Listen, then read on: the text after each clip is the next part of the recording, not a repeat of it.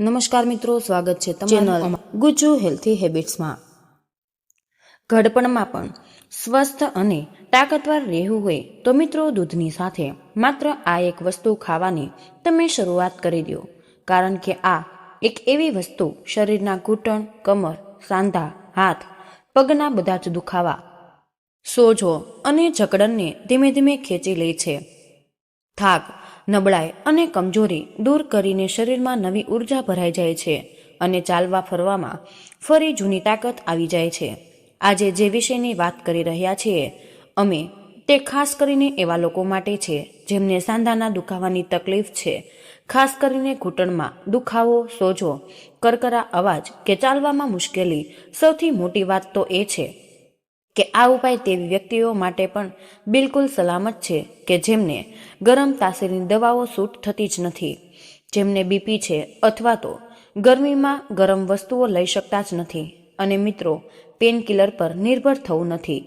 જો તમે કુદરતી રીતે સાંધાનો દુખાવો ઓછો કરવા માંગતા હોય તો મિત્રો તમે સાંધા મજબૂત બનાવવા માંગો છો, ઘડપણમાં સ્વસ્થ અને સક્રિય રહેવા માંગતા હોય અને લાંબા ગાળે શરીરને નુકસાન ન પહોંચાડે તેવા ઉપાય શોધી રહ્યા છો તો આ માહિતી તમારા માટે જ છે, કારણ કે ઉપાય સરળ છે પરંતુ તેની અસર અદ્ભુત છે।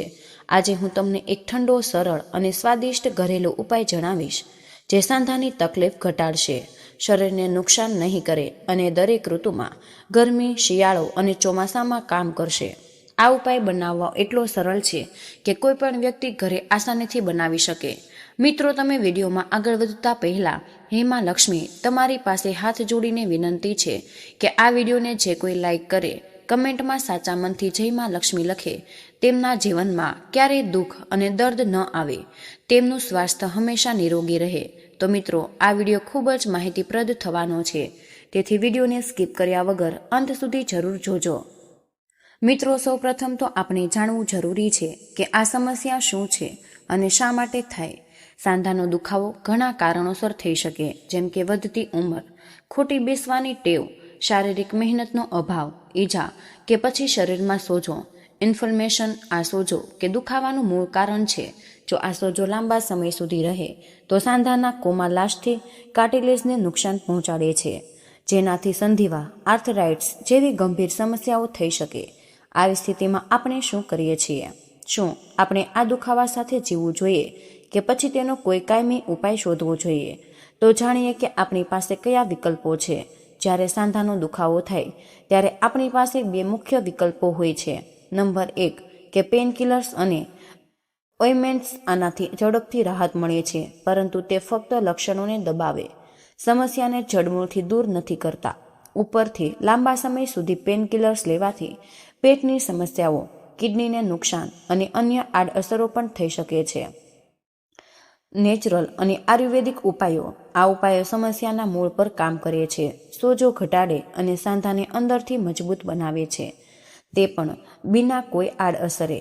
હવે પસંદગી તમારી છે કે શું તમે હંમેશા પેનકિલર્સના સહારે જીવવા માંગો છો કે પછી એક એવા ઉપાય અપનાવવા માંગો છો કે જે તમને કુદરતી રીતે સ્વસ્થ બનાવે। જો તમે પેનકિલર્સનો રસ્તો પસંદ કરો છો તો આ વિડીયો કદાચ તમારા માટે નથી, પરંતુ મિત્રો, જો તમે તમારા સ્વાસ્થ્ય પ્રત્યે જાગૃત છો અને નેચરલ ઉપાયો વિશે જાણવા ઉત્સુક છો તો મિત્રો આ વિડીયો તમારા માટે ખૂબ જ ઉપયોગી થવાનો છે। આજે હું તમને એક એવો ઘરેલું ઉપાય જણાવીશ જે તમને નેચરલ છે, સુરક્ષિત છે અને લાંબા સમય સુધી ઉપયોગી છે। તો મિત્રો, આવો હવે જાણીએ કે આ ઉપાય કોના માટે છે। આ ઉપાય ખાસ કરીને તે લોકો માટે છે કે જેમને ઘૂંટણ કે અન્ય સાંધામાં દુખાવો હોય, સીડી ચડવા ઉતરવામાં કે બેસવામાં તકલીફ થતી હોય, કાર્ટિલેજ ઘસાઈ ગયું હોય અથવા તો સાંધામાં લ્યુબ્રિકેશન ઓછું થઈ ગયું હોય, તેમાં ગરમ તાસીરની દવાઓથી ચક્કર, બીપી કે ગરમીની તકલીફ થતી હોય, જેમને દરેક ઋતુમાં ઉપયોગ કરી શકાય તેવો સરળ ઉપાય જોઈએ તો મિત્રો ઉપાય ઠંડી તાસીરનો જ છે, સ્વાદમાં સારો છે અને બનાવવો એટલો બધો સરળ છે કે તમે ઘરે જ બનાવી શકો છો। તો ચાલો મિત્રો હવે જાણીએ કે આ ઉપાય બનાવવા માટે તમારે શું શું કરવું જોઈએ। તો મિત્રો, જો તમે હજુ સુધી આ વિડીયોને લાઇક નથી કરી રહ્યા તો જલ્દીથી જ તમે લાઇક બટન પર ક્લિક કરો અને વિડીયોને તમારા મિત્રો સુધી, સંબંધીઓ સુધી અને ઓળખીતાઓ સાથે જરૂર શેર કરો, જેથી તેઓ પણ તેનો લાભ લઈ શકે. અને જો તમે ચેનલ પર નવા જ આવ્યા હોય તો મિત્રો, તમે સબસ્ક્રાઇબ કરી દો, જેથી અમારા નવા વિડીયો તમને સૌથી પહેલા મળે. આ ઉપાય માટે તમારે 6 વસ્તુઓ લેવાની છે. બધું સરળતાથી બજારમાં મળી જશે, જેમ કે આયુર્વેદિક દુકાન કે કરિયાણાની દુકાને. મિત્રો, નંબર 1, વરિયાળી 50 ગ્રામ. મોટી લીલી વરિયાળી લેવી કે મીઠા ભાતમાં વપરાય રંગીન વરિયાળી ન લેવી. આ ઠંડી તાસીરની હોય છે અને પાચન સુધારે છે અને વાત પિત્તને સંતુલિત કરે છે. નંબર 2, શતાવરી 50 ગ્રામ. આ આયુર્વેદિક જડીબુટ્ટી છે જે આયુર્વેદિક દુકાને મળશે. જો શતાવરીનું ચૂર્ણ મળે તો તે લઈ શકો છો, જે તે પીસવાની જરૂર ન પડે. શતાવરી સાંધાના કાર્ટિલેજને પોષણ આપે છે, જે ગાદીનું કામ કરે છે. નંબર 3, ગોખરું 50 ગ્રામ. આ પણ આયુર્વેદિક જડીબુટ્ટી છે. કાંટાવાળી હોય. ગોખરાનું ચૂર્ણ મળે તો સારું, નહીં તો ઘરે પેસી લ્યો. આયુર્વેદિક એસિડનો ક્રિસ્ટલ બહાર કાઢે છે અને કિડનીની કામગીરી સુધારે. નંબર 4, મુનક્કા. સૂકી દ્રાક્ષ 50 ગ્રામ. બીજ કાઢેલા મુનક્કા લઈ બીજ ન રાખવા, કારણ કે પચવામાં ભારે હોય અને સાંધાની તકલીફ વધારી શકે. મુનક્કા સાંધામાં લ્યુબ્રિકેશન વધારે છે. નંબર 5, નાળિયેરનું છીણ 30 ગ્રામ ઘરે લઈ શકો. આ સાંધામાં લ્યુબ્રિકેશન અને સ્મૂથનેસ આપે. નંબર 6, થોડું દેશી ઘી. મિત્રો, ગાયનું ઘી ફક્ત બધી જ સામગ્રીઓને બાંધવા માટે થોડું ઘી લઈ. દેશી ગાયનું ઘી હલકું, પચવામાં સરળ અને આ ઉપાય સાથે શાનદાર કામ કરે છે. મિત્રો, હવે જાણીએ ઉપાય બનાવવાની રીત. આ ઉપાય બનાવવો ખૂબ જ સરળ છે. બસ આ પગલું ફોલો કરો. નંબર 1, વરિયાળી, શતાવરી અને ગોખરાને અલગ અલગ મિક્સરમાં બારીક પીસી લ્યો. ધ્યાન રાખો કે મિક્સર ગરમ ન થાય. જો ગરમ લાગે તો થોડીવાર રોકો અને જાર ઠંડો થાય પછી ફરી પીસો. ગરમીથી જડીબુટ્ટીઓના ગુણ નષ્ટ થઈ શકે છે, એટલે ઠંડામાં જ પીસવું. નંબર 2, પીસેલી સામગ્રીને ઝીણી ચાળણીથી ચાળી લો, જેથી તે બારીક અને એકસરખી થાય. નંબર 3, મુનક્કાને નાના નાના ટુકડામાં કાપી લો અને આખા ન રાખવા. આ ટુકડાઓ ચાળેલા ચૂર્ણમાં ઉમેરો અને સારી રીતે મિક્સ કરો. નંબર 4, હવે નાળિયેરનું છીણ અને થોડું દેશી ગાયનું ઘી નાખો. ઘી ગરમ ન કરવું, બસ ઠંડુ જ ઉમેરવું. બસ સારી રીતે મિક્સ કરો. આમ તે આ મિશ્રણ ઘટ પેસ્ટ જેવું બનશે. નંબર 5, જો તમે ઈચ્છો તો આ મિશ્રણમાં નાના લાડુ બનાવી લઈ. 1 ચમચી જેટલું લાડુ ન બને તો પણ ચાલશે. બસ મિશ્રણ તૈયાર કરો.